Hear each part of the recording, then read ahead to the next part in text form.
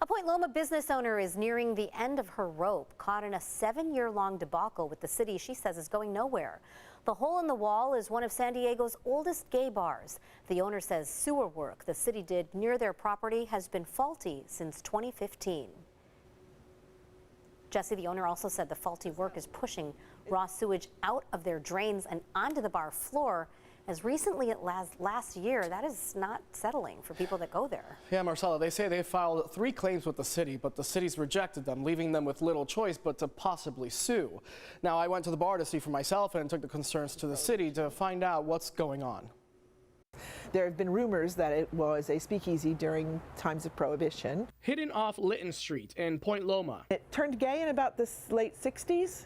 Early 70s. The hole in the wall has been drawing big crowds for decades. It's a San Diego staple, but a plumbing issue could soon plunge that status down the drain. What does that look like? It looks like raw sewage is backing up into your bar so that people are stepping in raw sewage. Karen Sherman, along with her son, owns and operates the hole.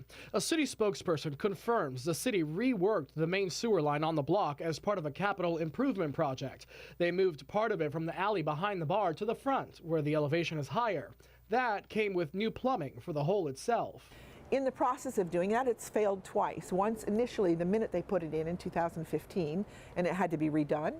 And then it failed again 7 years later in March of 2022. Sherman says she's filed 3 claims with the city about the work. CBS 8 got a copy of the latest one. According to the document, Sherman's first claim asked for about $9,600 in lost revenue from extended construction in 2015. She says the city asked for a plumber to survey the issue and confirm the problem. The city fixed it, but Sherman says they still rejected her claim. Sherman filed another claim last year after she says the system failed again. She says the city rejected that claim too. Now she claims the bar is out close to $60,000, including $36,000 in emergency plumbing work they paid for themselves. We did that to make it work, but to make it work completely, we need to redo all the drains inside, which is what the city did with an independent contractor, and we've asked the city to come back and make good that work. I reached out to the city's communications department, the mayor's office, and Councilmember Jennifer Campbell's office, which covers the area where the hole in the wall is.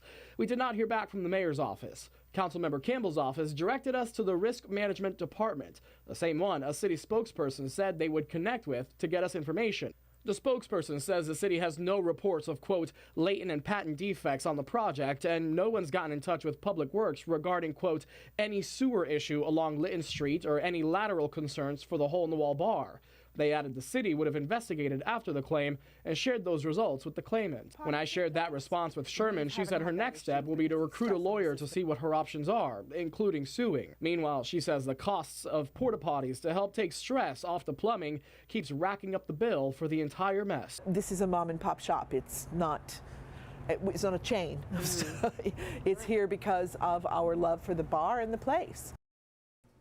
So a couple of takeaways that we learned throughout our reporting. Just because you file a claim with your city, town, or another public agency doesn't mean the right department will necessarily find out and be able to address your concerns quickly. So make sure you do that. Reach out to the specific department that you need to get in touch with.